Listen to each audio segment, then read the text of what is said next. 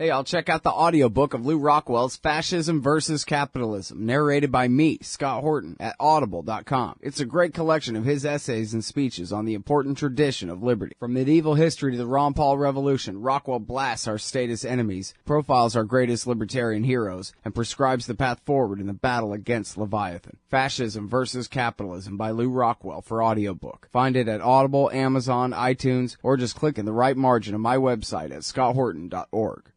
All right, y'all, Scott Horton Show. I'm him. ScottHorton.org is the website. Sign up for the podcast feed there. And follow me on Twitter, at Scott Horton Show. All right, introducing our friend Jacob Hornberger. He is the founder and the president of the Future of Freedom Foundation at FFF.org. FFF.org for all their great articles. And sign up for the Freedom Daily there and all that, too. There's a bunch of stuff going on. But before we get to the stuff, let's talk politics for a minute. Welcome to the show. How you doing, Jacob? Hey, doing fine. Always great to be back with you, Scott. Good deal. Hey, who's more terrifying, Donald Trump or Hillary Clinton? Yeah, that's a fascinating question. I go back and forth over that one. I don't know. I mean, they're both equally terrifying, and I think from day to day it's easier to pick one versus the other and then switch back and forth as each day goes on. Yeah, my thing is, I oppose both of them more than the other and hate them each more. And that way I don't have to favor one. But I guess I could see if people said, nah, man, I'm sorry, I really think Trump is the more dangerous one. I could come up with probably 100 reasons why that's correct. But then the same thing about Hillary. And I guess for me, the bottom line is she's worse on Russia. And in the scheme of things, nothing else matters in the world other than America's relationship with Russia. Because if we go to war with Russia, then the rest of the world is canceled anyway. Yeah, she's got, if people like the last 16 years under Bush Obama, then they'll love Hillary. I mean, there's no question that she's going to continue the crises, the wars, the national security state. I mean, she is really going to be loyally devoted to the national security establishment. And she's made it very clear that she considers America's role in the world is to continue invading, occupying countries, assassinating people. In other words, all the things that we've had for the last 16 years, she's made it very clear you're going to get that same thing. So nothing's going to change fundamentally. With Trump, at the very least, he doesn't seem as beholden to the national security establishment, but his paradigm of foreign policy is essentially the same. He's going to fight ISIS, and he has raised some questions about America's allies paying for their share, but he doesn't question institutions that existed in the Cold War at a fundamental level. He doesn't talk about dismantling NATO, that old Cold War dinosaur. And he scares the heck out of people with his Mussolini-type authoritarianism especially in terms of immigration and trade.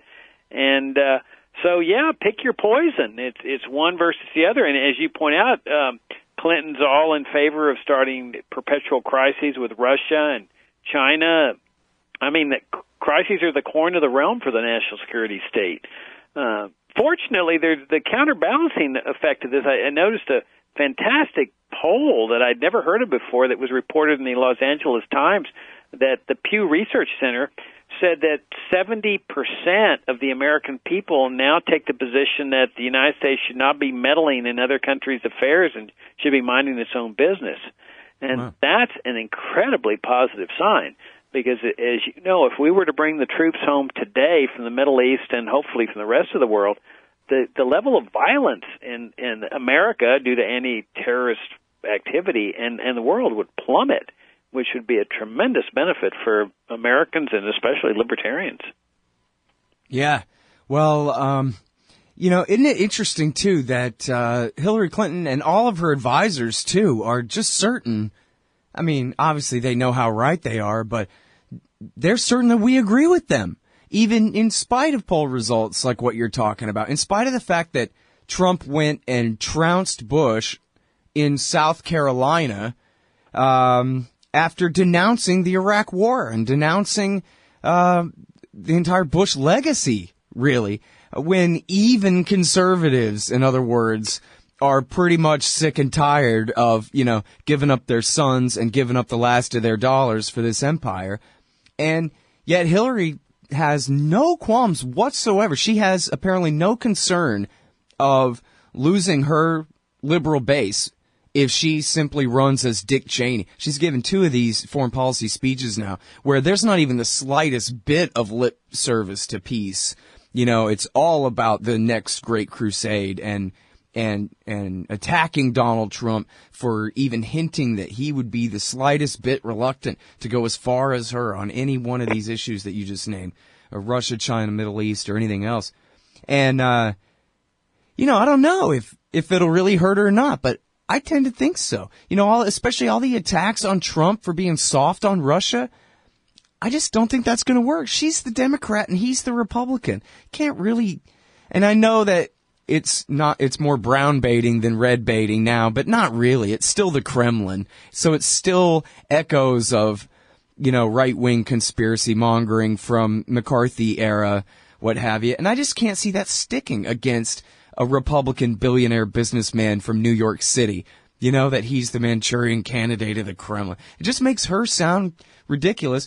But I guess my point being, isn't it interesting, though, that in politics, in D.C., in New York, and among all her pollsters and advisors, this is the smart bet, to run as George W. Bush and let the establishment be reassured that nothing's going to change. Well, that's right, and it confirms what we've been saying here for 27 years, that there's really no difference between Democrats and Republicans. They are one effective party, the Welfare Warfare State Party, and they're divided into 2 wings, much like the National Football League is divided into 2 conferences.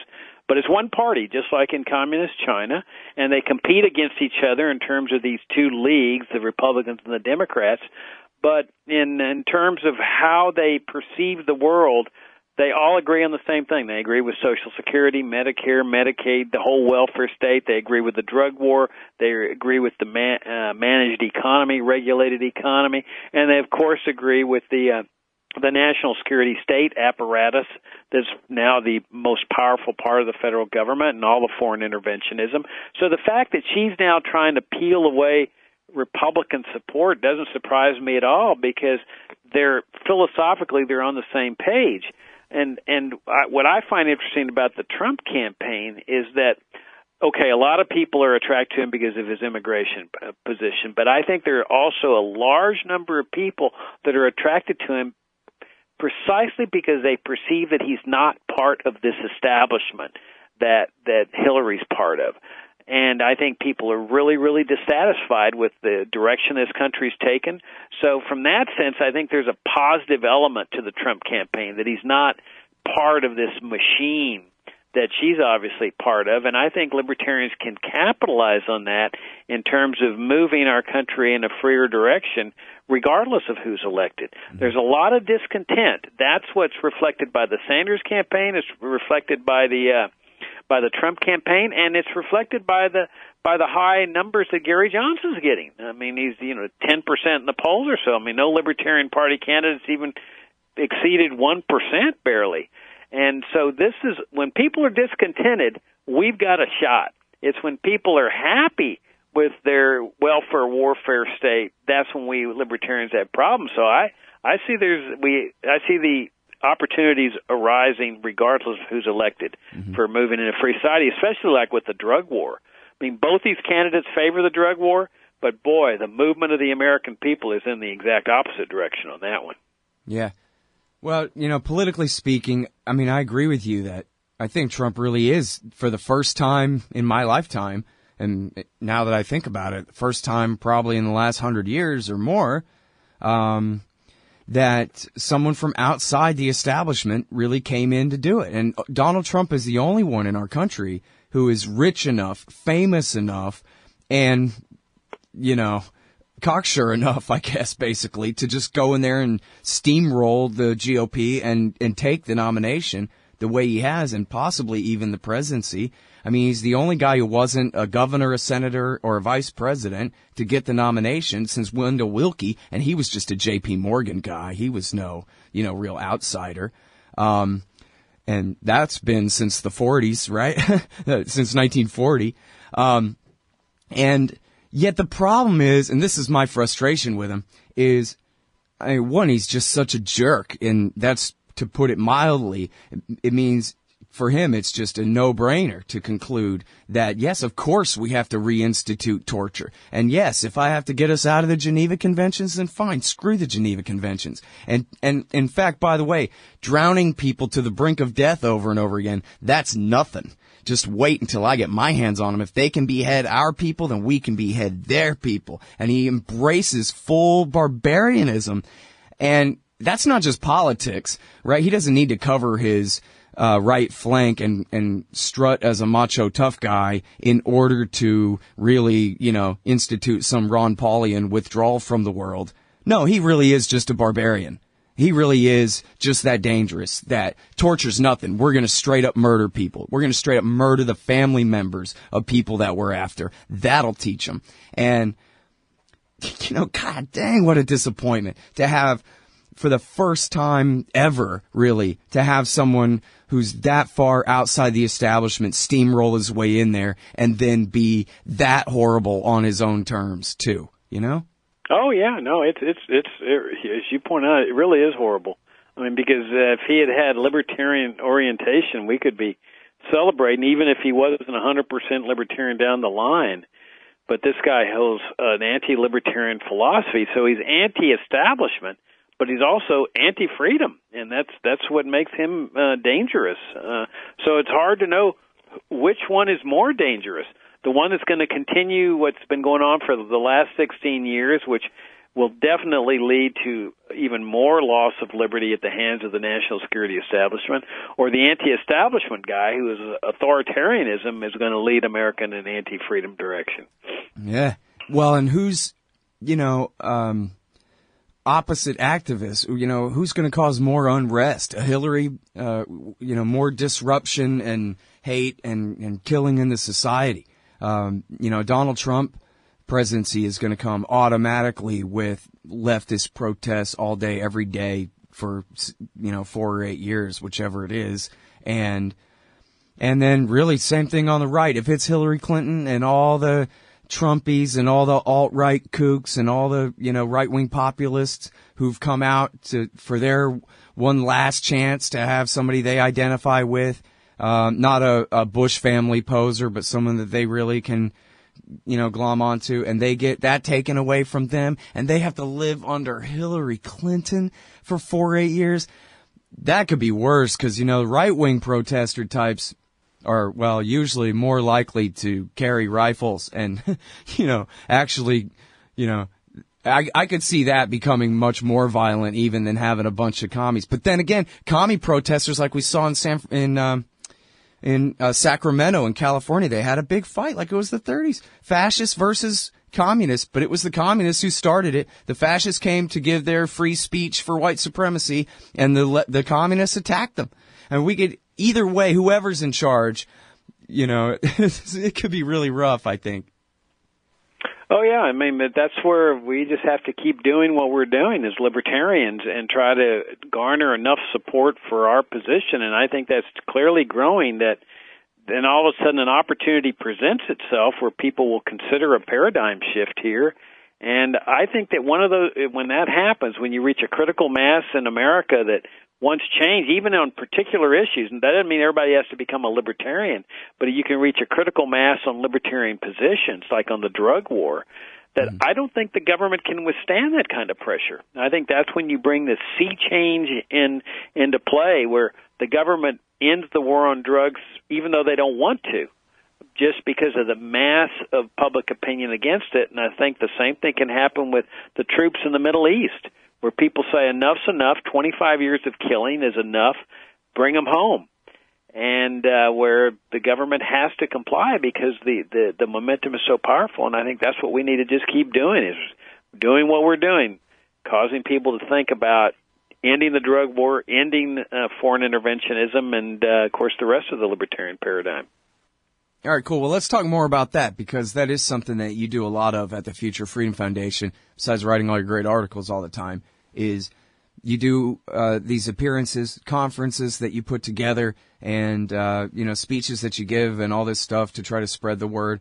And it really is great work. And you got a big one coming up this Saturday that I hope anybody on the East Coast up there within driving distance can make it, come and see you in Dulles, Virginia. Boy, they named an entire town after those guys. That's horrible. What's happening? Tell us all about it. Well, it's not actually a town. It's actually just the Dulles Airport area. Oh, okay. And I guess they have a post office there, so they call it Dulles, Virginia. But this is the Marriott right adjacent to Dulles Airport. And, yeah, it's a fantastic conference. I am so excited to be a part of this. I am honored that Ron Paul would invite me to speak. It's a Ron Paul Institute conference, and it's on foreign policy, which a lot of institutions don't want to touch because it's controversial and it alienates conservatives who have long supported this kind of stuff. But Ron Paul's been able to transcend the conservative libertarian boundary and attract both from both sides, libertarians and conservatives, and to a certain extent the left too, like that guy, member of Congress, a senator that was a good friend of his, I forget the guy, young guy, I forget the name, I forget. You mean Kucinich? Kucinich, that's who it is. Yeah. And so he's been able to just cross the ideological and political boundaries, and so he's having this conference on foreign policy, which I consider the most important burning issue of our time. I mean, this is the biggest threat to our freedom and well-being, as you point out, not only in a war, possible war with Russia, but just all the money they're spending, all the anger that they're generating overseas, the anti-American terrorism, constant crises. And so he's having this conference focusing on foreign policy and war, and it's just fantastic. And so he invited me to speak at it, and I didn't even hesitate. I mean, it's such an honor. And then Lou Rockwell's going to be speaking there, Philip Giraldi, Colonel Lawrence Wilkerson, and of course Ron Paul. So from last I heard, they still have a few tickets. They have a huge crowd apparently, and it's at the Dulles Marriott. So it's easy to fly into, easy to drive to. It's outside the D.C. area up here in Northern Virginia. The more people, the better. Like I say, I think this is the most important issue of our time, and it's just so great that Ron didn't just quietly go back to Texas after leaving Congress and finishing his presidential races, but he's still doing these types of things. You drink coffee, I drink coffee, just about everyone drinks coffee. So why bother with anything but the best? Darren's Coffee is roasted at his new shop in Claremont, Indiana. And coming soon, you can order on Amazon and support the show by using Scott Horton's affiliate link. Darren'sCoffee.com. Because everyone deserves to drink great coffee.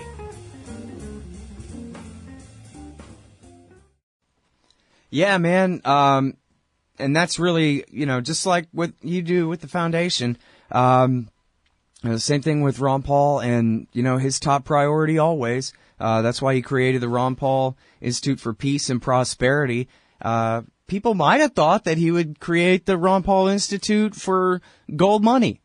But no, what he really cares about the most is the wars. And he talks about foreign policy daily with Daniel McAdams on the Great Freedom Report that they do there, their YouTube show.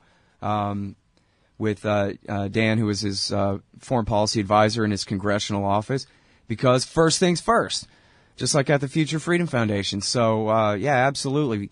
You can't be a temporary limited republic and a world empire at the same time, can you? So no, and you point out, you make a really good point that Ron could have done other things. He could have focused on other issues, Austrian economics. I mean, the guy's an expert on Austrian economics, and Ludwig von Mises and the gold standard, and he's done a lot of work in those areas. But he chose this one, which is the most difficult one in terms of fundraising and things like that, because so many people really believe in the national security state. he showed great courage. I mean, he's one of the most courageous, principled people I've ever seen. Where he starts his foundation that's devoted to peace and prosperity, which means you got to stop the foreign interventionism, and that's what a lot of people don't realize, is that you cannot have a free society and foreign interventionism at the same time. So you got to make a choice. If you want freedom, you've got to give up on the interventionism, and if you want to continue the interventionism, then you can kiss your hopes for a free society away. And Ron understands that, and yeah, he showed great courage to start this foundation and to have this conference. All right, Shel, so that is this Saturday, September the 10th. It starts at what time? At, I'm not sure. I think maybe at 10 a.m. It's not a lengthy conference, so it's not a big investment of time. Somebody could actually fly in Saturday morning. They need to check the website for sure, but my vague recollection is that the speeches start at 10, but I'm not sure. It could be at 9. And then it goes till like 3 in the afternoon, something like that. So it's really doable for anybody that flies in and flies out on the same day if that's what they want to do. Cool. So, again, that's this Saturday, September the 10th at the Dulles Airport, the Marriott, you said, right? Right. Yeah. And it's Hornberger, Wilkerson, Rockwell, Paul, and who'd I leave out? Giraldi. And wasn't Jessica Pavoni going to give a talk too? One of the Pavonis? It could be. I haven't seen the latest lineup. This was the initial lineup. So I don't know. They're putting a lot of speakers in there, and they've got panels. So it's kind of an intriguing lineup too. They're putting a lot into a short period of time. Yeah, good deal. Well, I'm sorry I won't be there, but maybe next time. Okay, cool. So now we got some more too. Let's see, Northwoods University. Where's that? That's in Michigan. It's a traditionally and historically free market type of an institution. They've had a great college there for many, many years. Richard Ebeling, who's former president of the Foundation for Economic Education, taught there. And they're just a great institution. And every year they've started a Freedom Week there where they bring in speakers or speakers speaking on the Internet via Skype to the student body about principles of freedom. So I've spoken there once before, and it was just a fantastic time. There was just a lot of passion and enthusiasm among the students, and so Alex Tokoroff, I don't know how to pronounce his name, he invited me back, and I said, great, let's do it. And so I'm going to be talking about the drug war and why we should end the drug war, and that's going to be on September 13th. It's only going to be accessible via the Internet to the people there in the audience, but maybe if they record it, we'll post it online. But the theme of that talk is going to be that the drug war is the second biggest assault on our liberties, second only to foreign interventionism, and that we're moving in a very positive direction there, too. I mean, I've never seen so many op-eds and editorials calling for an end to the war on drugs. This thing is clearly teetering. To me, it's going to fall in the very near term. So if you look at it, Scott, if we end the war on drugs and foreign interventionism in the Middle East, it's going to be a sea change in terms of the American way of life. I mean, violence will plummet. There will be no more calls for gun control and so forth. You won't have all this anti-American terrorism. You won't have the violence associated with the drug war, the gang cartels, the fights, and all this. All those will be out of business because they can't compete in a free market. And the overdoses and the AIDS crisis, too. That's the thing. You know, people always, I've seen this a million times. I'll use Bob Barr as my scapegoat here because he's so easy and fun to pick on. When he was running for president as a libertarian and he went on Fox News and they said, what about heroin? And he said, oh no, not heroin. And it just seems to me like if a libertarian is going to make an argument about the drug war, I mean, depending on your audience, sure, maybe warm them up with pot for a second, but yes, you absolutely have to go for heroin and cocaine and the worst, most abused drugs, methamphetamines, and address, yes, why meth should be legal, why it's, you know, of dire importance that we legalize the methamphetamine trade yesterday. Because if we're not willing to confront that, then what are we, not right? Or what is it? We have to win the war on the enemy's terms. And if you're arguing with a drug war cop, what's the drug war cop going to say? Oh my God, meth makes your teeth fall out. Meth is horrible. Meth makes you beat your wife. So, okay, let's argue on their terms. Meth is a problematic problem, Jacob. So what is for example, on this one, I'll go ahead and challenge you. What does a libertarian say about meth? Yeah, well, libertarians say legalize it all. And basically there's the moral argument and the practical argument. The moral argument is that people in a free society have a right to ingest whatever they want to ingest. We may not approve of it. We may not condone it. It may be dangerous. It may be self-destructive. But that's what freedom's about. As long as you're not initiating force against another person with murder or rape or burglary or theft, and you're just taking drugs, it may not be the healthiest thing, but you have a right to do that without being put in jail by the state. And then there's the practical argument. It doesn't work, and all it does is produce horrendous negative collateral consequences like gangs and drug cartels and black markets and bribery of judges and cops and law enforcement people, asset forfeiture. I mean, and look what's happening in the Philippines. I mean, there's your epitome of winning the war on drugs, where the president is ordering drug law violators to be shot on sight, and they've killed I forget what the numbers now, clearly in excess of 1,000 people. They just killed them, and still with no end in sight. So, yeah, legalize all drugs and then restore the whole thing to a free market that puts the drug gangs out of business immediately. They can't compete in a free market. And then, as you point out about addicts, it encourages addicts to come out in the open and talk about their addiction, seek treatment without worrying about a narc being as part of a group, a Narcanon or something that's going to turn them in and send them away for 30 years. This thing has been a total disaster, horrific failure. It has destroyed so many lives. And fortunately, a lot of people have now figured that out. So you've got all kinds of mainstream people that are calling for an end to the war on drugs. So like I say, I think it's teetering.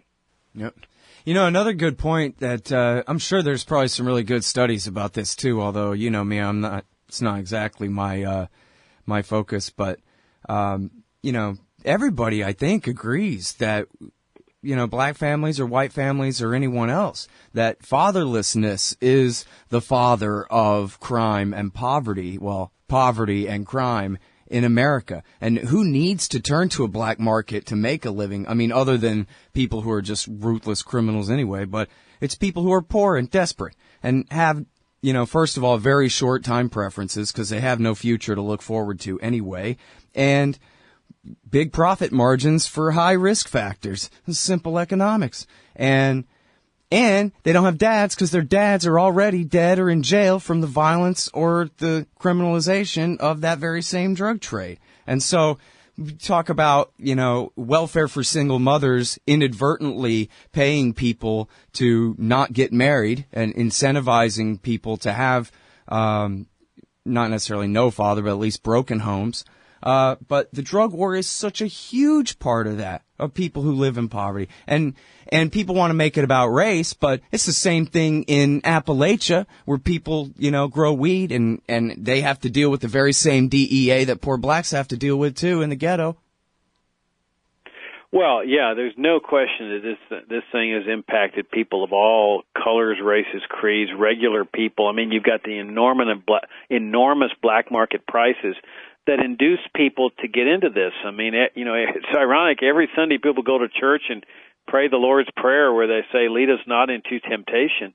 And then they've got a government program that does exactly that. It tempts people because of the enormous profits that you can make with just one sale. So you've got normal people, airline attendants or whoever that are just besieged by financial problems or whatever, and they're tempted to make a big score, and most of them don't get caught, but a certain percentage do, and those that do have their lives ruined.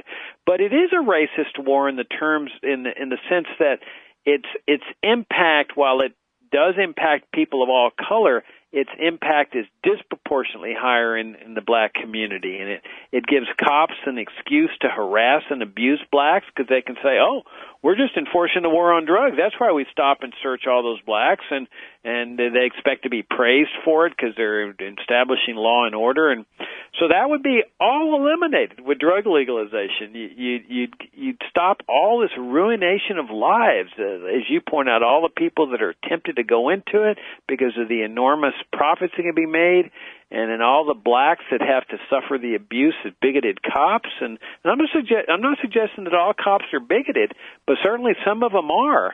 And the drug war provides an opportunity for them to exercise their bigotry legally. So if you legalize drugs and end the drug war, those bigoted cops, they don't have that excuse anymore. Yeah. Well, and I think they've figured out the economics of being a municipality is you make a lot more money nickel and diming poor people to death than you do picking on middle-class people who could possibly hire a lawyer and fight back, never mind rich people who you can't touch. And so, you know, you can just, it's just a matter of a balance sheet, right? What are we going to do? Pick on the white side of town or go over where the blacks and the Mexicans live and collect fees and fines? And just makes more sense to make more money that way. Oh, absolutely. I mean, you see that in the traffic law violations. I mean, that people in the poorer parts of town are the ones that suffer most from the defective tail lights and all that nonsense. That they're really suffering to pay fines. You read story after story of where, you know, poor families just can't pay these fines, and it just hangs over them, and the state's always harassing them. But at the very minimum, if you ended the war on drugs, that would eliminate a huge problem. You'd save a lot of money. You end the overcrowded prisons. You'd hopefully pardon all those people that are sitting in jail for drug offenses that have no business being there, that have had their lives ruined. I mean, it's bad enough to be a drug addict, but then to have it compounded by saying, well, now we're going to send you to jail for 20 or 30 years, it's a nightmare. And I think a lot of people have figured that out, and I think we definitely might see this thing end right now in the near term. Yeah. I mean, look, you've got states that have legalized marijuana, and the feds are not even enforcing their own marijuana laws in those states. I mean, what does that say when the feds are not enforcing their own laws, but how yet many states is them it in now? other states? It's almost half three. of them or something, right? Was it? I think a bunch of them have it on the ballot this time, but I think there's three. There's Colorado, Washington, and what's the third one? Oregon? I'm not sure. Alaska. Alaska, okay. But I mean, I'm including medical pot. If you include medical pot, it's like almost half the states, right? Yeah, no, there's a lot more. I don't know how many, but boy, it's a lot more with medical pot. Yeah. So clearly the trend is in that direction, and the fact that the feds are not even enforcing their own laws in those states, I'm really surprised that nobody's brought up the constitutionality of that, that here they are picking out certain states to enforce their laws in, and other states are not enforcing their laws in. I don't see how that can be reconciled with equal treatment under law. Yeah. All right. Well, listen, so ASU in Tempe, Arizona on September the 20th. Tuesday, September the 20th. So that's 2 weeks from today then, right? Yeah, that's going to be a lot of fun. I'm speaking at two economics classes there, and the theme, there's about like 300 students in each class, and it's a basic economics class, but mostly non-economics majors. And so my theme is going to be, why not dismantle the welfare state? And so I'm going to be talking about things like, opening the borders and no more mandatory welfare and no more managed economy, essentially a separation of economy in the state. So my hunch is that there is going to be a lot of discussion during the Q&A, especially being in Arizona and saying that the border should be open to the free movements of people. And also during the trip, I'm speaking at an old discussion group, a long-time discussion group there that dates back, probably 40 years or so, that was founded by two, or at least one, old-line libertarian from Milwaukee who retired in Phoenix. Real intellectual. He was a big supporter of the Foundation for Economic Education, and the discussion club is still going on. It's by invitation only, and so that's going to be fun because these guys, they know libertarianism like the back of their hand. So you got to give them something that they can chew on. And then finally, I'm speaking to the Young Americans for Liberty chapter there. So, yeah, it's an exciting little tour I'm engaged in going out to Phoenix later this month. Yeah, well, the YAL thing, that's the 22nd at ASU in Phoenix, right? So the first one on the 20th is in Tempe, and then 2 days later is the one in Phoenix. And that's the Young American. And what's the subject for the YAL talk? Just principles of libertarianism.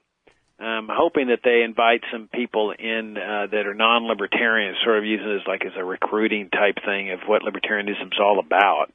So I'll just be giving an overview of what we stand and why we stand for it and so forth. But it's all in the same area. Tempe is just one of the little suburbs of Phoenix. Oh, okay. So it's all just one. It's really just the Phoenix area. Yeah, I don't know anything about Tempe except the old skate video from 1986 or something.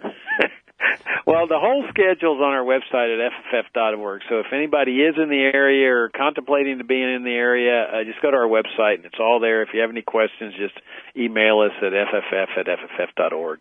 All right, cool. So this Saturday, the big Ron Paul shindig, Giraldi and Rockwell and Hornberger and Lawrence Wilkerson and, of course, Ron Paul speaking there this Saturday, the 10th. And then on the 13th, that's a week from today, next Tuesday, that's Northwoods University. In what city in Michigan did you say it was? Northwood. Oh, Midland, Michigan. Midland, Michigan.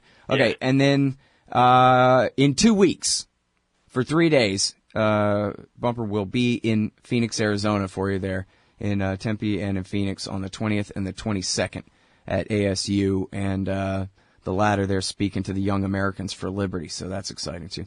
All right, well, great. Hey, thanks for coming back on the show. Thanks for entertaining me on my diversions about the drug war and all the rest of this stuff. I always like talking with you. Oh, are you kidding? Thank you, man. The thanks are mine. Thanks for having me back on, and always great to do this with you. All right, good deal. That is Jacob Hornberger. He is the founder and the president of the Future of Freedom Foundation. That's FFF.org. They've been around since 1989 and online since it was such a thing in 94, 95, whatever. FFF.org. He was the first one to get that, so go figure. Decades of content there. Great libertarian content at FFF.org. And check out FFF.org/subscribe, and that's how to get the monthly journal, The Future of Freedom. And you can get the print edition is $15 a year, which is very affordable and reasonable. And then I think it's $25 for the print edition, which will fit in your back pocket, assuming you're not a little kid. And it's a great little thing, so get it. That's FFF.org/subscribe. Hey, and that's the show. Check out the website at scotthorton.org. I have all of my archives there, 4,000-something interviews going back, 4,500 something? I don't know. Going back to 2003 at scotthorton.org. And sign up for the podcast feed there as well. Help support at scotthorton.org/donate. Anybody who donates $50 or more, you get the brand new Murray Rothbard book, Long Lost Libertarian Essays from Murray Rothbard from 1967 and 68 on LBJ, civil rights, Vietnam, and all kinds of stuff. It's called Never a Dull Moment. And, you can get that at scotthorton.org/donate. And, hey, follow me on Twitter at Scott Horton Show. Thanks. Hey, all, Scott Horton here. It's always safe to say that one should keep at least some of your savings in precious metals as a hedge against inflation. And if this economy ever does heat back up and the banks start expanding credit, rising prices could make metals a very profitable bet. Since 1977, Robertson Roberts Brokerage Inc. has been helping people buy and sell gold, silver, platinum, and palladium, and they do it well. They're fast, reliable, and trusted for more than 35 years. And they take Bitcoin. Call Robertson Roberts at 1-800-874-9760 or stop by rrbi.co. Hey, y'all, Scott Horton here for WallStreetWindow.com. Mike Swanson knows his stuff. He made a killing running his own hedge fund and always gets out of the stock market before the government-generated bubbles pop, which is, by the way, what he's doing right now, selling all his stocks and betting on gold and commodities. Sign up at WallStreetWindow.com and get real-time updates from Mike on all his market moves. It's hard to know how to protect your savings and earn a good return in an economy like this. Mike Swanson can help. Follow along on paper and see for yourself. WallStreetWindow.com.